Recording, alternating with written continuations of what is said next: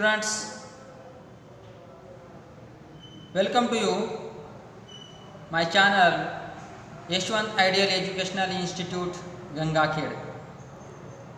Today we are going to learn the emotional story from its English textbook unit 1.4, that is named Miss Slippery. एक घसरडी किंवा निसरडी मुलगी.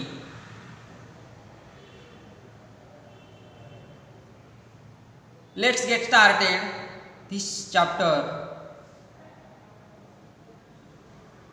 Given below are extracts from the story of a lonely girl who is teased by classmates in school. म्हणजे ही कथा का शाळेत चिडवल्या जाणाऱ्या एका lonely एकाकी मुलीच्या गोष्टीतून या पाठातील खालील उतारे घेतलेले आहेत. Because she is upset and unnerved due to certain problems at home, she is unable to do any task well. आणि घरातील काही विशिष्ट कारणामुळे तिचे मानसिक स्वास्थ्य बिघडल्यामुळे व चिंताग्रस्त झाल्यामुळे ती आपले जे काम आहे ते काम व्यवस्थित करू शकत नाही. and the story tells us what happens next. म्हणजे नंतर काय घडते हे आपल्याला ही कथा सांगते. ती स्टोरी इज रिटन बाय पोपटी हिरानंदानी. ही कथा पोपटी हिरानंदानी या लेखिकेने लिहिलेली आहे. Let's get started. The stories first part. I got ready and went to school. मी तयार झाले आणि शाळेत गेले. इन द फर्स्ट पिरियड, शाळेतील तो पहिला तास होता. आवर क्लास टीचर, आमच्या वर्ग शिक्षिका म्हणजे इंग्रजी शिकवणाऱ्या, हू टॉट अस इंग्लिश, की ज्या आम्हाला इंग्रजी शिकवत असायच्या, told us to take our composition notebooks. आणि आमच्या वर्ग शिक्षिकेने आम्हाला आमच्या कंपोजिशन्स नोटबुक्स निबंधाच्या वह्या बाहेर काढायला सांगितल्या बॅगेमधून, दप्तरामधून. I took out the mathematics notebook by mistake. आणि नजर चुकीने मी काय केलं, I took out the mathematics notebook, मी गणित विषयाचीच वही बाहेर काढली. I replaced it quickly but the teacher. मी लगेचच त्या बॅगमधून काढलेली वही क्विकली म्हणजे लगेचच ताबडतोब रिप्लेस्ड म्हणजे मी बदल करू लागले. परहॅप्स कदाचित had kept her gauge fixed on me. Gauge म्हणजे एक दृष्टिक्षेप, नजर. Had kept her gauge fixed on me. आणि तेवढ्यामध्येच माझ्या वर्गातील वर्ग शिक्षिकेची नजर, दृष्टी माझ्यावर पूर्ण केंद्रित केली असावी. And she shouted. आणि त्या वर्ग शिक्षिका मोठ्याने ओरडल्या, come here with your book. Sayali तुझी वही घेऊन इकडे ये. असं त्या ठिकाणी मॅडमने सायलीला म्हणजेच मिस स्लिपरीला बोलावले. आय ओबेड हर. मी माझ्या वर्ग शिक्षिकेची आज्ञा पाळली. But her angry looks made my legs tremble. परंतु त्यांची जे रागाची नजर होती, त्या रागीट नजरेमुळे माझे पाय थरथर कापू लागले. When I reached her chair. जेव्हा मी त्यांच्या खुर्चीजवळ पोचले, the notebook fell on her feet. आणि लगेचच तेव्हाच मी माझ्या हातातील वही माझ्या हातून निसटून त्यांच्या पायावर पडली. Some girls laughed loudly. काही मुली वर्गामध्ये मोठ्यांनी हसल्या. The teacher thought that I had dropped the notebook on purpose. आणि वर्ग शिक्षिकेला वाटलं, म्हणजे बाईंना वाटलं की मग मी जी वही आहे ती काय केली, मुद्दामहून मॅडमच्या पायावर टाकली किंवा खाली टाकली. She stared at me with an all-devouring look. all-devouring look म्हणजे घाबरवणाऱ्या नजरेने पाहणे. स्टेअर्ड म्हणजे डोळे वटारून पाहायला लागल्या. With an all-devouring look. Go and stand near your seat. जा, तू तुझ्या जागेवर जा आणि त्या ठिकाणी तू उभा रहा. शी एल्ड, त्या मोठ्याने किंचाळल्या. I kept standing punished for the whole period. आणि मी संपूर्ण तास उभे राहून ती शिक्षा भोगली. द पनिश्ड, शिक्षा भोगली. फॉर द होल पिरियड, पूर्ण 1 तास या सायलीला त्या वही पायावर टाकल्याच्या चुकीबद्दल तिला 1 तास वर्गामध्ये उभं राहावं लागलं. The next was history class. लागलीच दुसरा तास हा इतिहासाचा होता. And my favourite subject. आणि इतिहास हा विषय सायलीचा खूप आवडता विषय होता. The teacher had asked us to memorise the causes and effects of the battle of Panipat. आणि बाईंनी म्हणजे मॅडमने आम्हाला पानिपतच्या युद्धाची कारणे आणि त्याचे परिणाम तोंडपाठ करायला सांगितलं होतं. I was well prepared. आणि मी सुद्धा परिपूर्ण तयारी केली होती, संपूर्ण पाठ करून टाकलं होतं. She began testing all of us.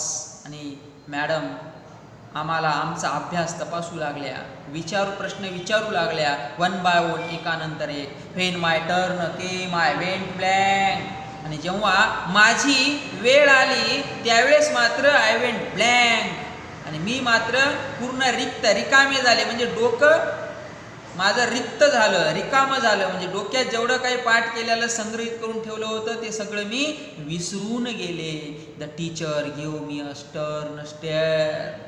आणि मॅडमने मला उत्तर देता आलं नाही त्यावेळेस माझ्याकडे स्टर्न स्टेअर, कठोर दृष्टिक्षेप टाकला. आणि टाकल्यानंतर while I stood there still with my head hanging down in shame. आणि त्यावेळी मी माझी मान शरमेने खाली घालून त्या ठिकाणी स्टीप म्हणजे स्टील म्हणजे स्तब्ध, त्या ठिकाणी उभी राहिले. Mama and papa continued their never ending tiffs म्हणजे क्षुल्लक कारणावरून केली जाणारी भांडणे. कारण का माझे आई आणि पप्पा हे क्षुल्लक कारणावरून होणारी भांडणे चालूच ठेवत असायची. म्हणजे ते कधी थांबवायचे नाही. Papa used every opportunity to express his annoyance म्हणजे चीड व्यक्त करणे. आणि बाबांनी त्यांची चीड किंवा संताप व्यक्त करण्यासाठी प्रत्येक संधीचा त्यांनी फायदा घेतला. Mama on her part. आणि ममा सुद्धा त्याच पद्धतीनं तेवढ्याच दुसऱ्या बाजूने ती भांडणाची भूमिका निभवायची. Did not allow any such occasion to slip without turning it into a होसिफेरस. होसिफेरस मीन्स ताणतणाव, प्रचंड कडाक्याचं भांडण. आणि आई सुद्धा आपल्या परीने अशा प्रसंगी कडाक्याचे भांडण करण्याची एकही संधी सोडत नव्हती. The quarrel was between the two but the punishment inevitably descended on a third one, that is me at school. आणि भांडण नेहमी दोघांची होत असायची आणि त्यांची शिक्षा मात्र इनव्हिटेबली मीन्स अपरिहार्यपणे ती शिक्षा मात्र तिसऱ्याला म्हणजे मला शाळेत भोगावी लागत असायची.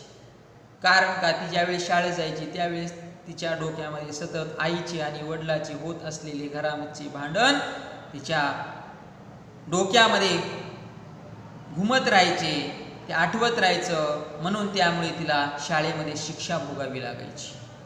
फेर ever and whenever I heard raised voices. म्हणजे जिथे कोठे आणि ज्या वेळी मी चढ्या आवाजातले बोलणे ऐकत असे.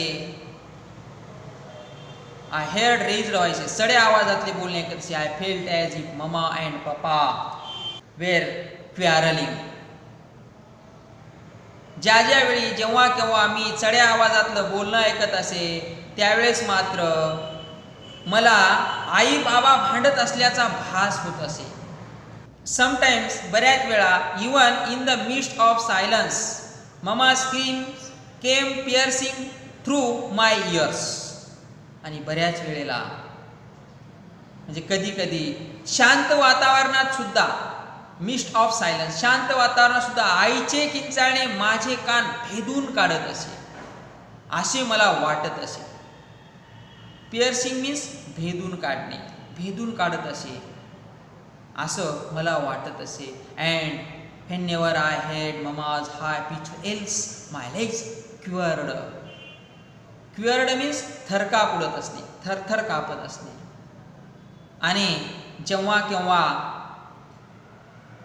मी आईच्या जोरदार किंकाळ्या ऐकत असे त्यावेळी माझ्या पायांचा थरकाप उडत असे. वन डे एके दिवशी I was coming down the school stairs. एके दिवशी मी माझ्या शाळेचा जिना खाली उतरत असताना म्हणजे पायऱ्याहून खाली उतरत असताना somebody from the top gave a frantic scream. Frantic scream means एक घाबरवणारी किंकाळी. वरच्या बाजूने कोणीतरी घाबरवणारी किंकाळी ठोकली आणि ती किंकाळी ठोकल्या ठोकल्या I fell and came tumbling down about 7 steps. आणि मी मात्र त्या वरच्या पायरीवरून खाली घसरले आणि पडले आणि 7 पायऱ्या खाली गडगडत आले. गडगडत टम्बलिंग मीन्स गडगडत आले. My elbows and knees were badly bruise. आणि माझे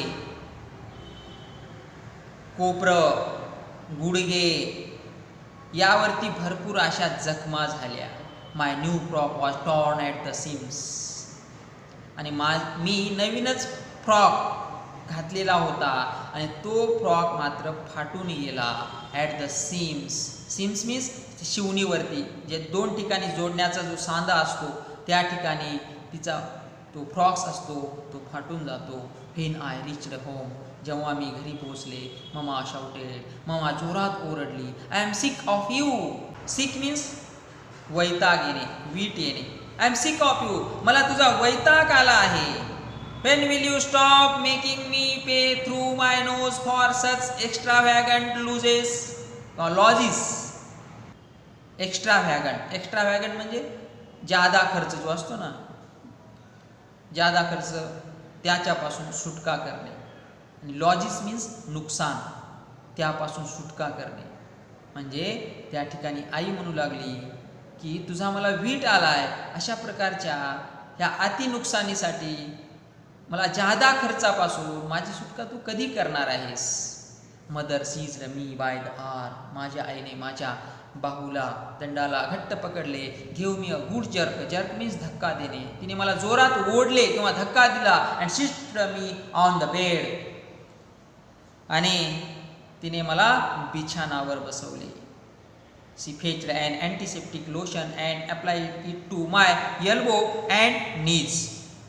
आणि लगेच माझ्या आईने मला ज्या ठिकाणी जखमा झाल्या होत्या त्या ठिकाणी जंतुनाशक मलम माझ्या कोपरावर आणि गुडघ्यावर लावून तिने चोळले. But did not hug me. परंतु तिने मला मात्र मिठीत घेतली नाही. Within me lingered the yearning that she would hold me and console me. Lingered means घुटमळणे. yearning मीन्स आस असणे उत्कट इच्छा असणे. अँड कन्सोल मीन्स सांत्वन करणे. Within me lingered the yearning that she would hold me and console me. आणि आईने मला माझ्या मिठीत घ्यावे आणि माझे सांत्वन करावे अशी उत्कट आस इच्छा माझ्या मनात लिंजर्ड घुटमळली. Even if she had given me just a sympathetic pat, my smarting limbs would have been soothed. आणि तिने केवळ सहानुभूतीची सिम्पॅथेटिक पार्ट सहानुभूतीची थाप पाठीवर टाकली असती तरी माझ्या या ज्या स्मार्टिंग ज्या दुःख आहेत जखमा आहेत दुःखाच्या जखमेच्या अवयवाच्या वेदना कमी झाल्या असत्या असं मला वाटलं असं त्या ठिकाणी सायली म्हणत आहे. My younger brother was close by. माझा लहान भाऊ माझ्या जवळ होता. As mama walked away to the kitchen. माझी आई स्वयंपाकगृहाकडे निघून गेली. He came and sat beside me. तेव्हा तो माझ्याजवळ आला आणि माझ्याजवळ येऊन बसला. He placed his little hand on my arm and whispered. आणि त्याने आपला इवलासा हात माझ्या खांद्यावर ठेवला आणि कानात कुजबुजला. Are you in great pain. खूप दुखतंय का ग दीदी. म्हणजे छोटा भाऊ तिला म्हणत आहे, तुला खूप दुखतंय का ग. आय हग्ड हिम. मी त्याला घट्ट मिठी मारली. I hugged him tightly. घट्ट मिठी मारली. And started crying again. आणि पुन्हा मोठमोठ्याने मी रडायला सुरुवात केली. I used to walk quite cautiously yet I would often stumble. मी नेहमी सावधपणे चालत असे, परंतु तरीही मी वारंवार स्टंबल मीन्स अडखळत असे, ठेच लागत असे, ठेचाळत असे. One day the class monitors announced. एके दिवशी आमच्या वर्गातील वर्ग मॉनिटरने घोषणा केली, we will call her slippery. आपण सायलीला आजपासून स्लीपरी म्हणून हाक मारूया. Other slip on wet ground. इतर लोक किंवा इतर मुली किंवा मुलं मात्र ओल्या मैदानावरून घसरतात, ओल्या जमिनीवरून घसरतात. Sayali manages to slip even on dry land. आणि सायली ही कोरड्या जमिनीवरून सुद्धा घसरू शकते. म्हणून ती म्हणायला लागली स्लीपरी स्लीपरी. निसरडी निसरडी किंवा घसरडी घसरडी. स्लीपिंग विदाऊट मक. मक म्हणजे चिखल, जी चिखलाशिवाय सुद्धा घसरते. आज फॉर द सिम्पलेस्ट क्वेश्चन. तिला एखादा साधा जरी प्रश्न विचारला तरी नो आन्सर इज युअर लक. कारण का तिच्याकडे त्याचं उत्तर नसतं. म्हणजे अशा पद्धतीनं the class monitors announced slippery. आणि त्या क्लास मॉनिटरने, नायिकेने, वर्गनायिकेने तिला पडली तेव्हापासून घसरडी असं चिडवायला सुरुवात केलं. तिचं नाव पाडण्यात आलं. I lived in परपेच्युअल fear of everyone, the girls, the teachers, the young and the old. मुली, शिक्षक, तरुण किंवा एखादं वयोवृद्ध अशा प्रत्येकाच्या कायमच भीतीमध्ये मी वावरत राहिले. Lived in perpetual. Perpetual means वावरणे, राहणे. म्हणजे मुली, शिक्षक, तरुण, वृद्ध अशा प्रत्येकाच्या कायमच्या भीतीमध्ये मी वागत राहिले, वावरत राहिले. When I was in class. जेव्हा मी वर्गात असे. I dare not move out. तेव्हा मला वर्गाच्या बाहेर जायची धाडस किंवा डेअरिंग माझ्यामध्ये राहायची नाही. And when I was outside. जेव्हा मी वर्गाच्या बाहेर असायचे तेव्हा आय वॉज अफ्रेड ऑफ री एंटरिंग द क्लास. तेव्हा मात्र मला वर्गामध्ये पुन्हा प्रवेश करायची सुद्धा भीती वाटत असे. Nor could I muster the courage to speak to anyone. आणि माझ्यामध्ये मात्र मस्टर ऑफ करेज म्हणजे धाडस एकवटणे. माझ्यामध्ये मी कोणालाही बोलू शकेल असं धाडस माझ्यामध्ये अजिबात नव्हतं किंवा मी एकवटू शकत नसे. तर अशा पद्धतीनं today we learn the first part of this lesson miss slippery. यानंतरचा नेक्स्ट पार्ट सेकंड आपण नेक्स्ट लेक्चरमध्ये पाहूया. See you again next period.